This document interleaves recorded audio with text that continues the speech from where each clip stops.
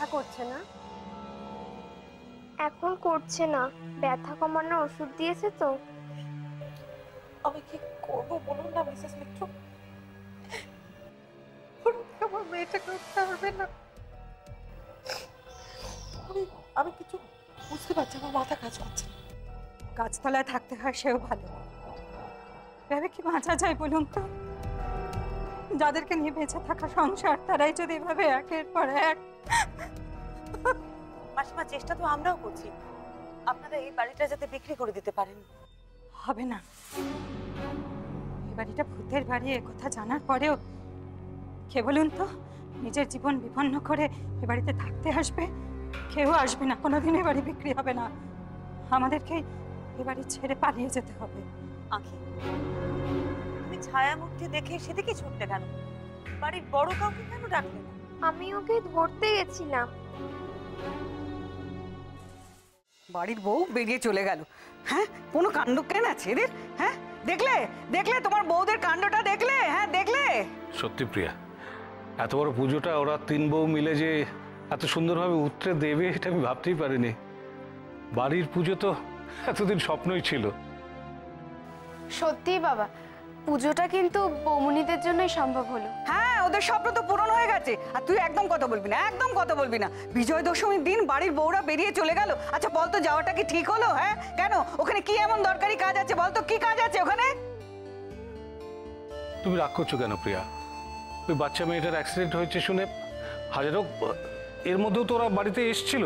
আমি শুনেছি অ্যাক্সিডেন্ট হয়েছে, শুনেছি, কিন্তু জ্ঞান ট্যান আছে এটাও তো শুনেছি। আচ্ছা তুমি বলো অরূপ, বড় বৌমার ওখানে যাওয়ার কি দরকার? বড় বৌমা কি ডাক্তার? হ্যাঁ, আর কাল পরশু বড় বৌমা যেতে পারতো, বলো।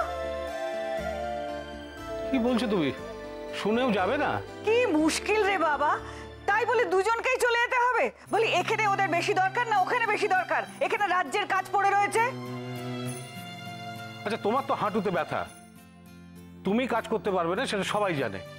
ওই বাচ্চা মেয়েটার অ্যাক্সিডেন্ট হয়েছে শুনে বড় মামা যদি না যেত সেটা তো খারাপ হতো নাকি? ঠিক বলেছো বাবা। আর রজত তো আমার বন্ধু নাকি মা? সে ডেকেছে, বৌদি যেত না, আমার প্রেস্টিজটা চলে যেত না। বোঝো না কেন তুমি? আচ্ছা ঠিক আছে ঠিক আছে, শান্ত।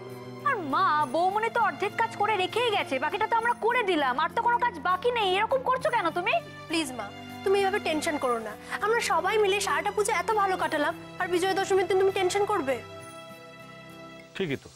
হ্যাঁ, তোমরা তো বলে দিলেই হলো, টেনশন করো না, টেনশন করো না। পুজো ঘন্টার দিন দুই বউ মিলে ওই ভুতুরে বাড়িতে চলে গেল। এখন আমি কি করব? ওদের চিন্তা ছাড়া তো আর আমার তো কিছু করার নেই। আমি কি করব? সুখ করে এইসব করে চল আমার সামনে দিয়ে সরে যা। এই বাড়ির গোয়েন্দাগিন্নি গেলে না, ও বাড়ির ভূত আপসে বাড়ি ছেড়ে পালাবে। সে ওনাকে কে বোঝাবে? আচ্ছা আচ্ছা ঠিক আছে, তুই মাথা গরম করিস না সারাক্ষণ শুধু। মিসেস মিত্র, একটা কথা আপনাকে বলবো কিনা ঠিক বুঝতে পারছিলাম না। আগের দিনও আমি কথাটা বলতে পারিনি। আসলে আপনি তো ঠিক সেভাবে ইনভেস্টিগেট করছেন না, তাই। না না, আপনি এইভাবে ভাববেন না। আমি আপনাদের বাড়ির ব্যাপারটা নিয়ে যথেষ্ট ভাবনা চিন্তা করছি। আপনার যদি কিছু মনে হয় আপনি প্লিজ আমাকে বলুন। কথাটা আমি কাউকে বলিনি, এমনকি ওকেও না।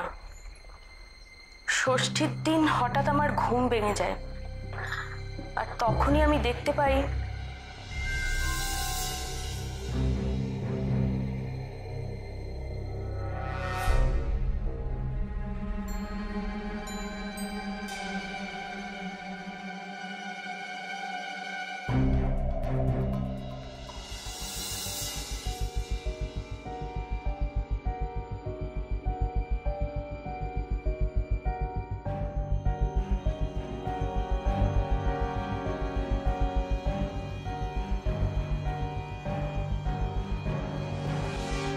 মৃণাল বাবু, আপনি আপনি ঠিক দেখেছেন? মানে তখন তো যথেষ্ট অন্ধকার ছিল, তাই জিজ্ঞেস করছি। রাস্তায় তখন পুজোর আলো জ্বলজ্বল করছিল, সেই আলোতে আমি পরিষ্কার দেখেছি।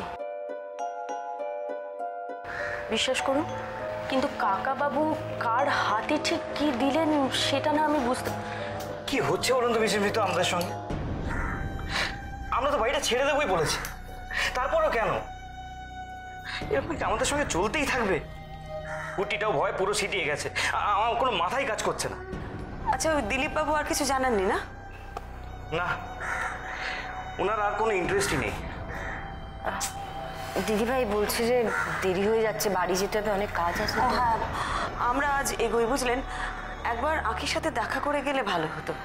আমি একটু চা বসাই, আপনারা একটু চা খেয়ে যান। না না না না, আজ না, বাড়ি যেতে হবে, তাড়া আছে। আঁখির সাথে জাস্ট একবার দেখা করে চলে যাবো। ওকে ওকে, শোনো শোনো, আজকে ওনাদের আটকেও না, বাড়িতে ওনাদের পুজো চলছে, চলুন। আচ্ছা রজত বাবু, আমরা তাহলে আজ আসি, বুঝলেন? হ্যাঁ মিসেস মিত্র, সকাল থেকে আজ খুব ডিস্টার্ব লাগছে জানেন। আঁখিটার যে কেন ওই অবস্থা হলো, সেই উত্তরটা তো আপনাদের সবার জানা। বাড়ির সবাই যেটা ভয় পাচ্ছে সেটাই হয়তো সত্যি। একটা অদ্ভুত দোলাচলে ভুগছি। একদিকে মাথা বোধ বুদ্ধি মানতে চাইছে না যে এরকম একটা হতে পারে, অন্যদিকে মনটা সত্যিই বলছে যেন বাড়িটা অভিশপ্ত।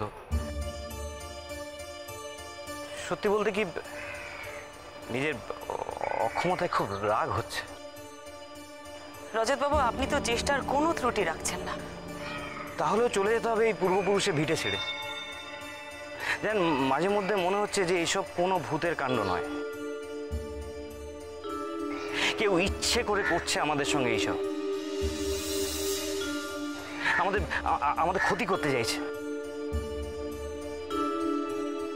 আপনাদের ক্ষতি করতে চাইছে? সেরকম কেউ আছে নাকি? আছে। একটু খুলে বলুন রজত বাবু, তাতে হয়তো আপনাদেরই উপকার হবে। আসলে আছে মানে ওইভাবে হয়তো নিশ্চিতভাবে বলা যায় না, কিন্তু একজনের তো আমাদের উপর খুবই রাগ আছে। কে? কার কথা বলছেন আপনি? বাড়ির কেউ নয় তো? না মানে বাড়ির সঙ্গে ডাইরেক্ট যোগাযোগ ছিল না এটাও বলতে পারি না, আবার বাড়ি কেউ নয় সেটাও বলতে পারি না। দুটো লোকের খোঁজ তোকে খুব তাড়াতাড়ি জোগাড় করতে হবে। তার মধ্যে একজন হলো কালীঘাটের গুপি মিস্ত্রি লেন, বুঝলি? বৌমনি, ওকে তুমি ইনফরমেশন সব পেয়ে যাবে, কিন্তু কেসটা তুমি ইনভেস্টিগেট করছো তো? ওই বাড়ির লোকগুলোর জন্য খুব চিন্তা হচ্ছে। এমনিতেই ওরা ভয়ে সিটিয়ে আছে। কেন জানি আমার মনে হচ্ছে বিপদ ওদের কিছুতেই পিছু ছাড়ছে না।